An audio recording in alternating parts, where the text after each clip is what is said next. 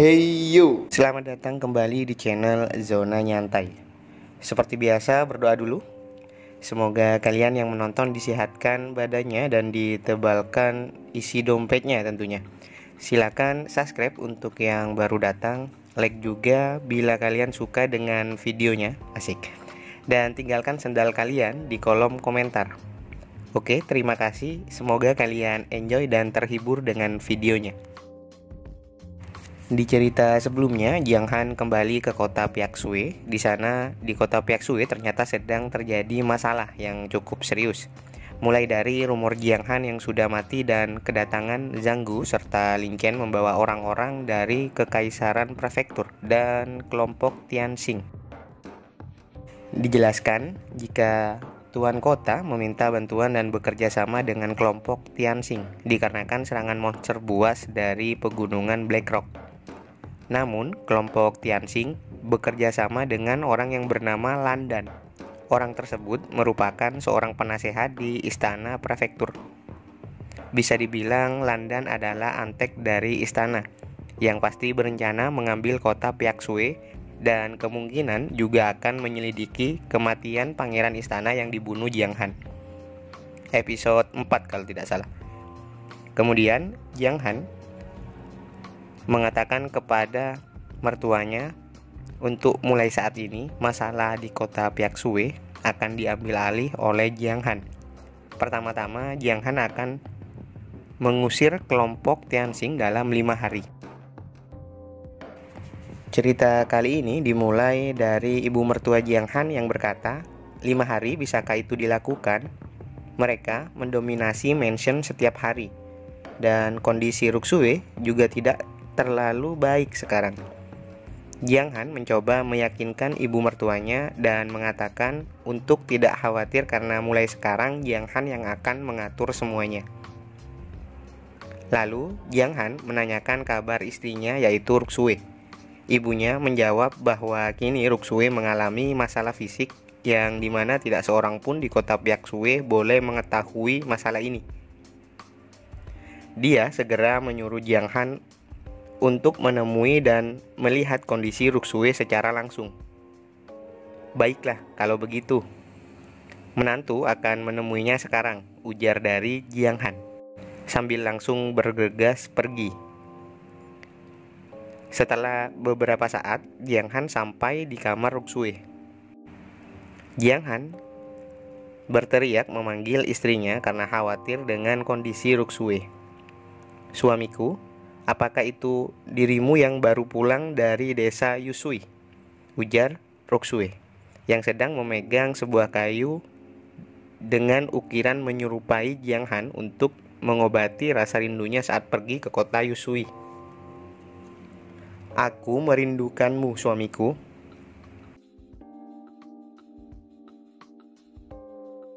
Saat memeluk Ruksui, Jiang Han terkejut dengan peningkatan kultivasi Ruksui. Pasalnya sekarang dia berada di tingkat master tahap ke-6.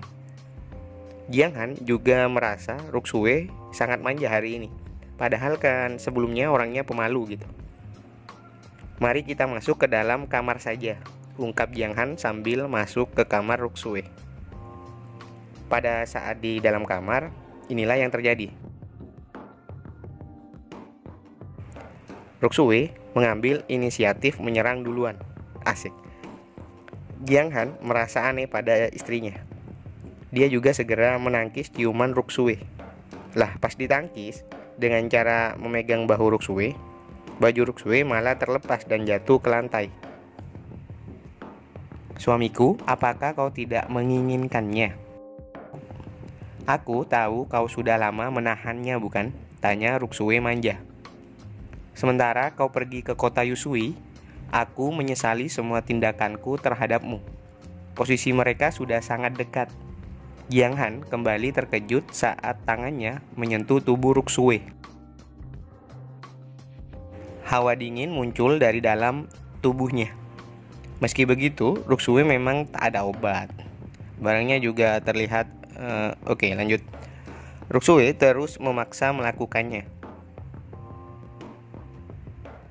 Tingkahnya lebih agresif dari sebelumnya. Napasnya juga mulai terengah-engah. Tunggu dulu. Jika memang mau melakukannya, biarkan aku laki-laki yang akan memimpinmu melakukan itu, teriak Jiang Han. Namun yang terjadi tidak seperti yang kalian pikirkan. Jiang Han dengan cepat mengambil baju Ruksue yang terjatuh dan memakaikannya kembali pada Ruksue.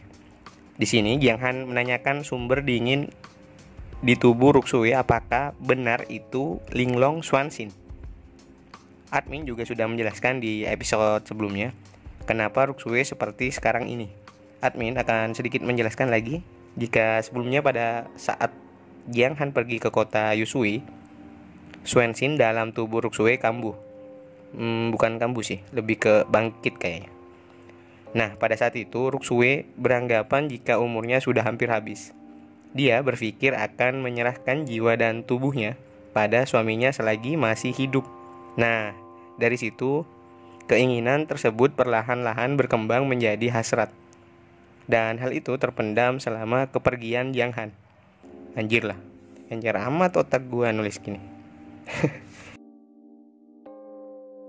Aku diam-diam memperhatikan bahwa istriku mungkin saja memiliki tubuh Linglong Swanshin.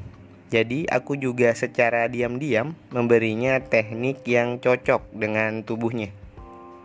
Ternyata itu benar. Dan sekarang aku tak menyangka itu akan terjadi begitu cepat. Meski tubuh fisik Linglong Swanshin sangat kuat, namun begitu kekuatan dingin yang tersimpan di jantung meledak, hal itu dapat membahayakan nyawanya kapan saja. Kemudian sambil memakaikan baju Ruksue kembali, Jiang Han berkata, "Aku tahu apa yang kau pikirkan, tetapi menurutku itu tidak akan membuatmu puas jika kau terus memaksa. Aku berjanji akan menemukan cara untuk menekan Swanshin Linglong yang ada dalam tubuhmu." Jiang Han lalu pergi dari kamar Ruksue. Pertama, selesaikan kekacauan yang sedang terjadi dulu dan mencari ramuan di pegunungan Black Rock. Saatnya untuk pergi dan melihat apa yang sebenarnya orang-orang Tianxing rencanakan, ujar Jiang Han sambil mengeluarkan jiwanya. Jiang Han melihat 3 orang dari kelompok Tianxing yang sedang membicarakan sesuatu. Dia juga mendengar mereka yang sedang membicarakan Zhao Tong, orang yang dibunuh Jiang Han di episode sebelumnya. Mereka juga membicarakan kecantikan Ruksue dan kemampuan Jiang Han yang lemah atau biasa-biasa saja. Orang berambut biru mengatakan jika Landan telah menemukan bukti untuk dapat menghukum Yan Tian atau penguasa kota. Dengan senyum licik, dia berkata, "Tunggu saja saat Tuan Landan membunuh Tuan Kota secara diam-diam dan menunjuk Zhang Gu untuk menjadi penguasa kota yang baru di Piaksui. Pada saat itu, kita bisa menjelajah lebih jauh tentang legenda rahasia kota Piaksui."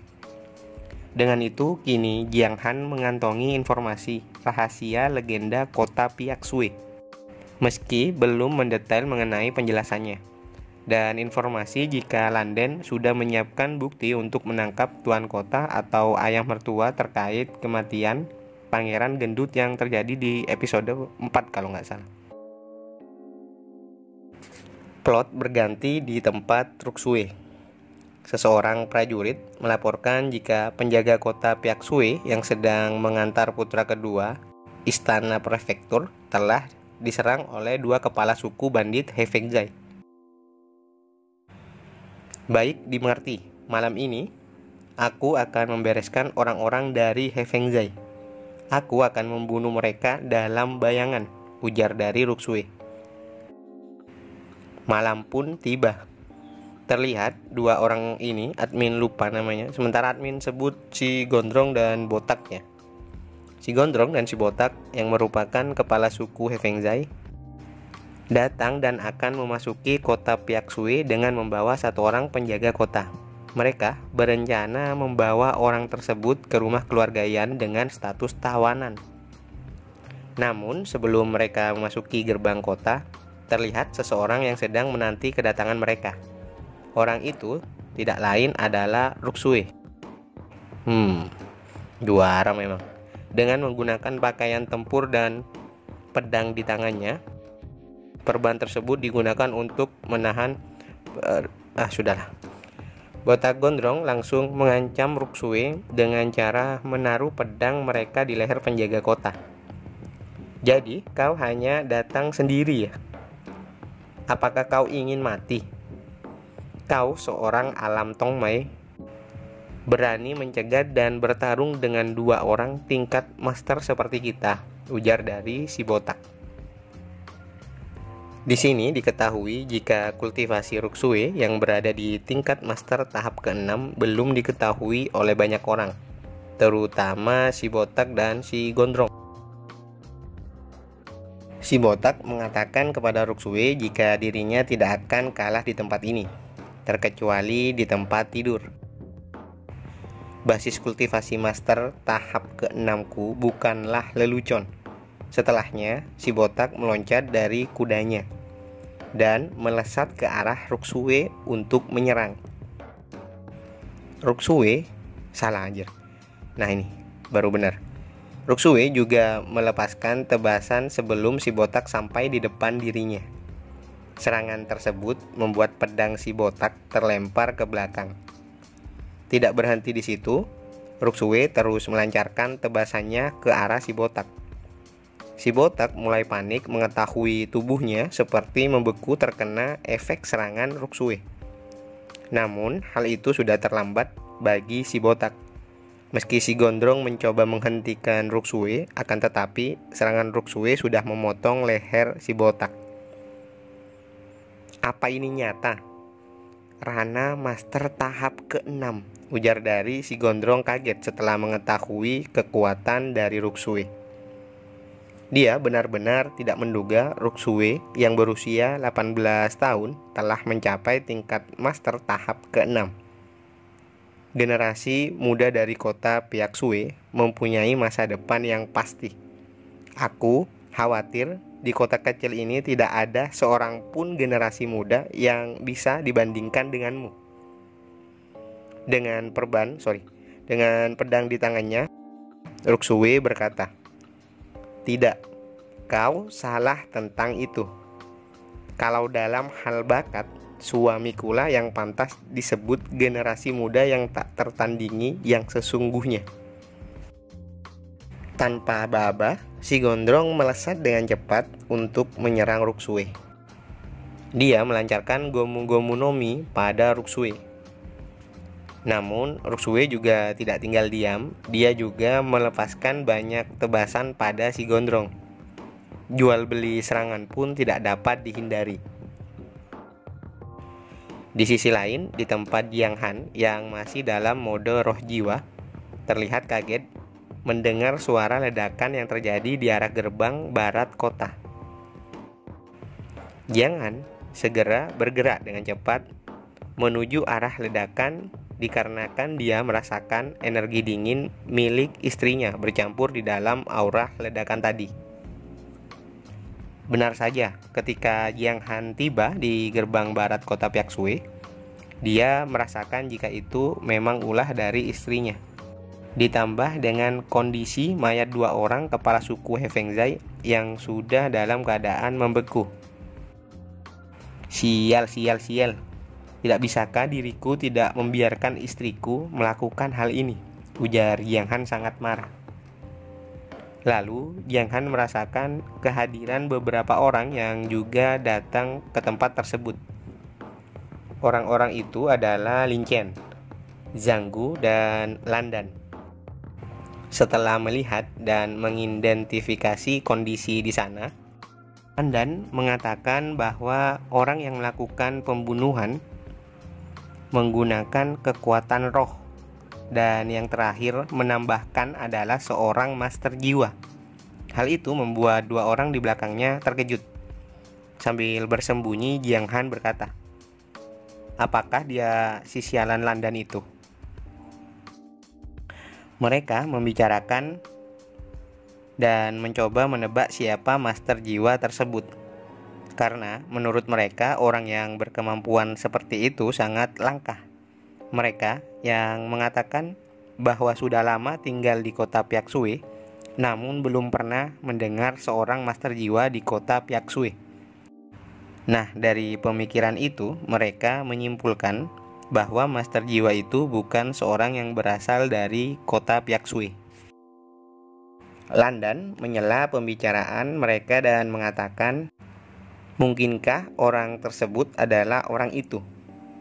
Ada seseorang yang berstatus tinggi di kota kalian dan tampaknya memiliki hubungan tidak biasa dengan Jiang Han.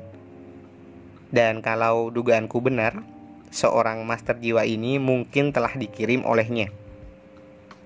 Rencana kita seharusnya tidak menarik perhatiannya, atau itu akan sangat merepotkan ke depannya. Jika kalian sadar, orang yang dimaksud dalam gambar siluet itu adalah saudara Jiang Han atau kakak Yu ya. Dengan kata lain, jika bukan dugaannya yang mengatakan ada seseorang di belakang kami, Landen sialan itu pasti tidak akan menyelidiki semua masalah ini. Tetapi dia pasti akan langsung membunuh dari awal, gumam dari Jiang Han. Setelah itu, Landan menyadari sesuatu. Jiang Han juga sangat terkejut mengetahui dirinya dapat disadari oleh Landan. Cepat keluar, teriak Landan dengan mengeluarkan serangannya. Bam! Ledakan terjadi akibat serangan Landan. Apakah dia mengetahuiku? Tidak mungkin. Ini mustahil, kecuali orang yang kultivasinya di atas tingkat sains, yang dapat mengetahui dan merasakan kekuatan jiwaku. Zhanggu bertanya apa yang sedang terjadi. Apakah mereka sedang dipantau oleh seseorang? Landan mengatakan jika dirinya tidak yakin dan hanya curiga seorang master jiwa tersebut masih di sini dan belum pergi. Ayo kita kembali. Aku pikir seharusnya dia sudah pergi dari tempat ini. Kita perlu lebih berhati-hati bertindak setelah ini. Jiang Han menghela nafas. Dia merasa lega karena akhirnya ketiga orang tadi sudah pergi. Kemudian Jiang Han terbang kembali ke tubuhnya dengan mengatakan bahwa dirinya akan menyingkirkan anak-anak kecil dari Tianxing terlebih dahulu. Maksudnya kruco-kruco Tianxing. Bersihkan sisanya dengan cepat. Aku tidak bisa membiarkan istriku menjadi agresif lagi seperti tadi. Cerita berganti. Setelah jiwa Jiang Han kembali ke dalam tubuhnya, Jiang Han segera ke kamar Xiang Er. Dia menyuruh Xiang Er segera menjalankan rencananya untuk orang-orang dari kelompok Tianxing. Terlihat salah satu laki-laki dari kelompok Tianxing yang sedang tertidur. Lalu tiba-tiba seseorang membangunkannya. Laki-laki tersebut kaget melihat seorang laki-laki dengan piyama atau baju tidur berwarna pink di dekatnya. Dia segera berteriak agar si Pinky Boy menjauh dari tempat tidur dan dirinya. Ternyata tidak hanya satu orang. Kini semua anggota kelompok Tianxing didatangi oleh pria bertubuh kekar dengan setelan piyama berwarna pink. Nah, itu semua adalah ulah atau rencana dari Jiang Han. Di tempat lain atau di kamar Jiang Han, terlihat Jiang Han yang sedang dilayani oleh kedua wanitanya. Dia berbaring santai menikmati sinar dari rembulan dengan posisi yang menguntungkan dan sangat amat nyaman.